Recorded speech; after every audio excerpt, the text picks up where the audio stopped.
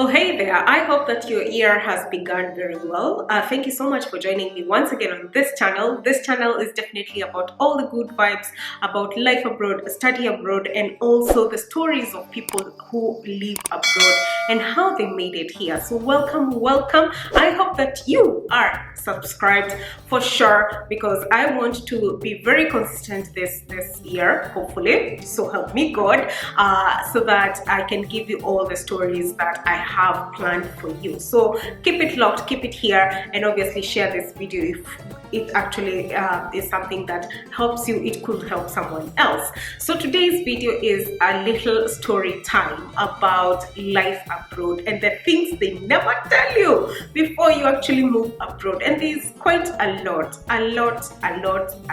that, you know, we can sit here all day and maybe write books, and you know, there's so much that can be told about life abroad, especially depending on different experiences of people. So I will touch on a few things that I have learned, and also I put up a post on my Instagram, and I got quite a number of DMs, you know, of people telling me, you left out this, you left out that. I will leave that post right here so that you can check it out as well, and I enjoy and pretty much just get the gist of what it's like to live abroad. So one of the things that you will notice and nobody tells you about is the fact that you will miss the food from your home country. Believe me, things to do with, for instance, I am from Kenya, so things to do with Royco, the taste of Royco, the taste of Farmer's Choice sausages, the taste of things like pilau masala, the tea bags, all these kind of things. You will miss those things quite a lot. And I must say, things, local things that we take for granted, for instance, roasted maize, other things like mutura, which is roast sausage. I will put a picture of it so that you can be able to see it if you are listening to me from a different place other than Kenya. So these are things that you will definitely miss. And one of the things that I can tell you, if nobody tells you, if you're moving abroad, make sure that you carry yourself some stock of these things that you will definitely miss, and at least that will get you going over the first few months, if so. And also you can make sure that you check out other websites that actually sell these things so that you can keep the momentum going.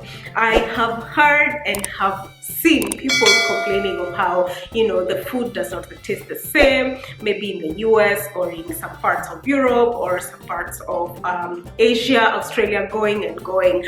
So these are some of the things that you can leverage. And also, one other thing that you can leverage is the community within the country that you move into, because the people who've been living there already know how to navigate, you know, when they miss the taste of food from home.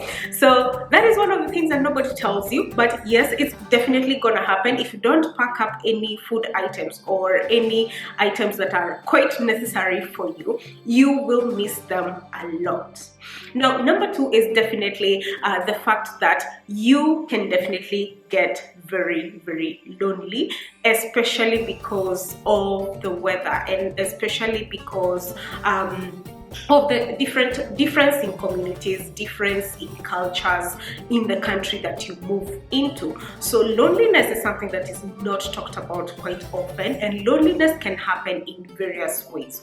One can be the fact that maybe you don't know people in that country, so which means that you would need to perhaps put yourself out there and make a couple of friends, because that is one of the things that can really help you in understanding the country that you are in and forming your own small community in the new place that you move into. So one of the things that you can do in this case is to ensure that you're putting yourself out there as much as possible. I know it's not not something that is for everyone, because some people who are introverted would like to keep to themselves sometimes, and it's fine. I also I tend to say that I'm an extroverted introvert, so I take people in small doses rather, or the people's energies in small doses. So if you're like me, sometimes it's very important to be very intentional in getting to know people around you.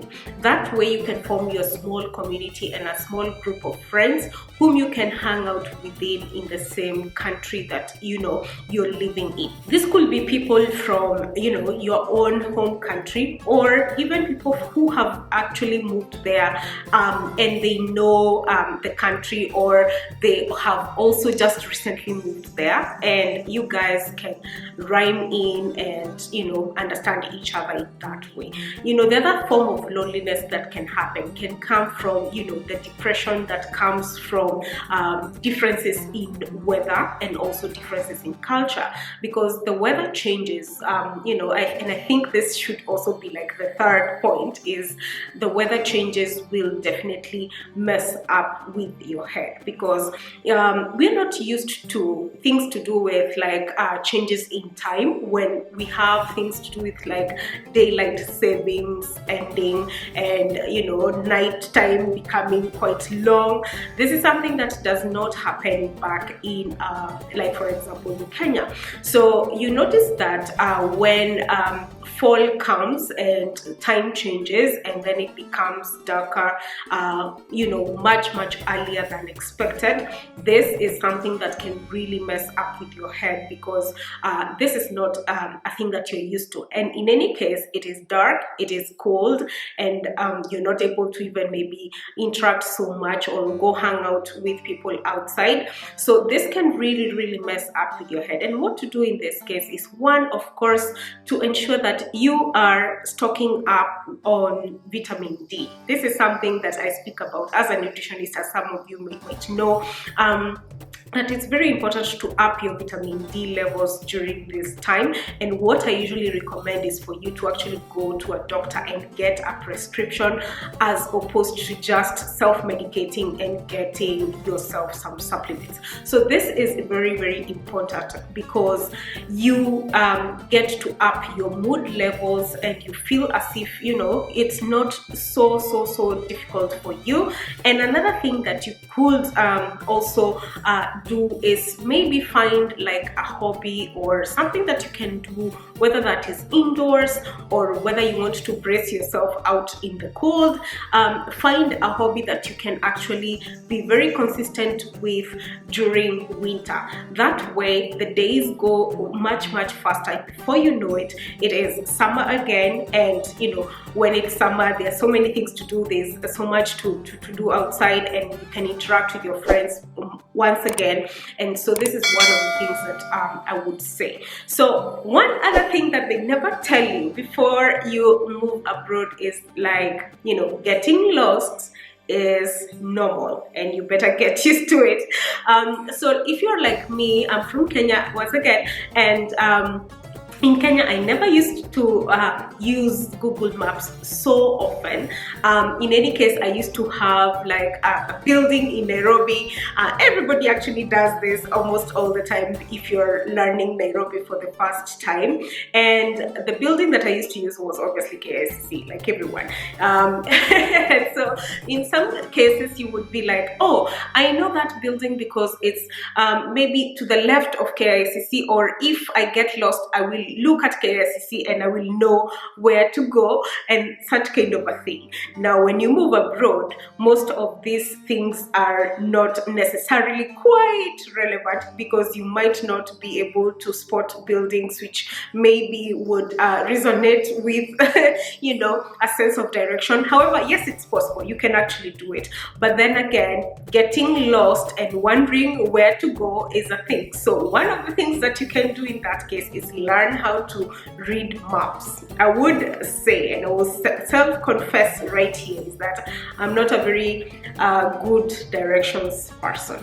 So in that case, I usually rely so heavily on Google Maps sometimes, and I have to really just follow what Google Maps is saying sometimes, because I am lost. To date, I know it's been such a long time, but to date I still use Google Maps. 6 years later, I rely on Google Maps heavily, even in Portugal. But when you actually even go to other countries, Google Maps or any other type of map that you actually prefer, whether that is a map on a paper, then you will need to possibly learn a few skills here and there how to use that map. But the reality is you will get lost, you will wonder where you are, but it is very normal. Don't feel as if you're all alone in this, because everybody gets lost when they move abroad, and that's fine. And you get used to the whole idea, and you get used to the whole concept of getting lost and finding yourself. In any case, moving abroad is a thing that allows you to realize yourself once again, who you are, introduce yourself to yourself once more.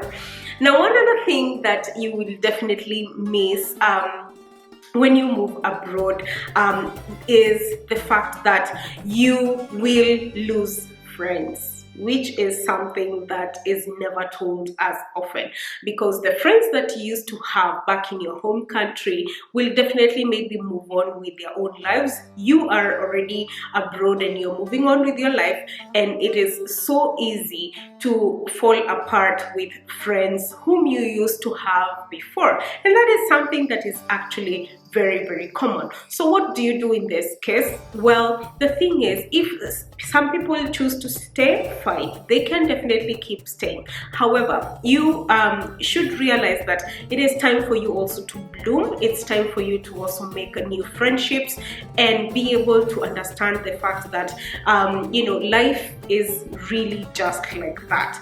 And in one of the things that you will realize is the fact that maybe the first time that you visit your home country back again, then you will see the fact that some friends have really moved on, and you do not have any more common vibe or common things that you share, just because obviously you maybe have a very different outlook of life than you used to have, and maybe you might not rhyme anymore, and that's just fine. But this is not something that people tell you ahead of time, but this is something that is going to definitely happen when you move abroad. One other last thing that you will definitely notice when you move abroad, which is actually should be number one, is the fact that people will keep on asking for help and money. What we call black tax is going to increase as soon as you tell your friends or post somewhere on social media that you have moved abroad. And this is not something that someone actually will tell you outright, but you will have lots of expectations from people maybe you didn't even used to talk to. But this is something that is the reality, honestly. So what do you do in this case? Because black tax, being the fact that people will ask for you to send some money, what we call tumakakiru in Kenya, people will definitely think that since you're abroad, you're making it better, and you need to send some of the money that you are actually making to so that they can also better their lives back home. I have nothing against definitely working towards bettering the lives of your family back at home, family and friends, but the thing is, you would need to actually make sure that you're making your expectations known to them, because it's very important to ensure that you're creating the correct boundary. Because the reality of living and moving abroad is the fact that you still have the same set of problems. Perhaps you move to a different country, maybe the salary that you might be earning or the income that you might be earning might be a little bit higher as compared to your currency back at home, but you still have the same set of problems or responsibilities, which means that maybe the cost of living is much higher in the country that you are now living in as opposed to where you came from, and also the fact that you're also taking care of people back at home, maybe some bills here and there, and you also need to have your own life in that country that you're living in. So it's important to set the right expectations so that you're not wallowing down trying to make sure that the expectations of others are being met. But the fact remains that as long as you are abroad, people will expect that you have more money and you're having a better life as opposed to them back at home. And so they will definitely have these expectations, extraordinary expectations that they never used to have. So it's very important to set the right expectations to them. So I hope that you have enjoyed this video. I obviously have lots and lots of things to speak about, you know, when you move abroad and all that kind of thing. So please leave your comment. Perhaps I might have left one of them. Not one of them, like loads of them. Please interact with me on the comment section, and I hope that you have enjoyed this short story time. And please stay subscribed. Maybe let me know which other topics that you would like for me to tackle on this story time, so that we can have very interactive sessions on this channel. Once again, I hope that you have been a very good start of the year, and that you are setting your goals, and you're setting all what you want to achieve through this year. I want to wish you all the very best. If you are hoping to move abroad this year, I do hope that this channel is something that can help you towards that goal.